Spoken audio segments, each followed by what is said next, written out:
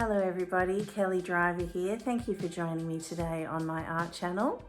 The painting that I have for you today is a diptych. So I've got two canvases that I've applied a beautiful warm grey base to, and I'm going to put my canvases on the floor and I'm going to create some puddles of paint and then move it with a paintbrush.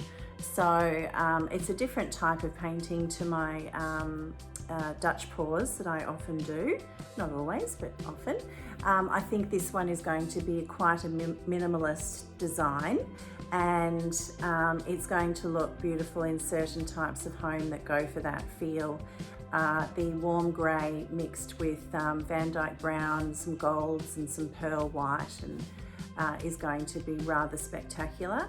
So let's see how we go on a minimalist design today. Thank you for joining me.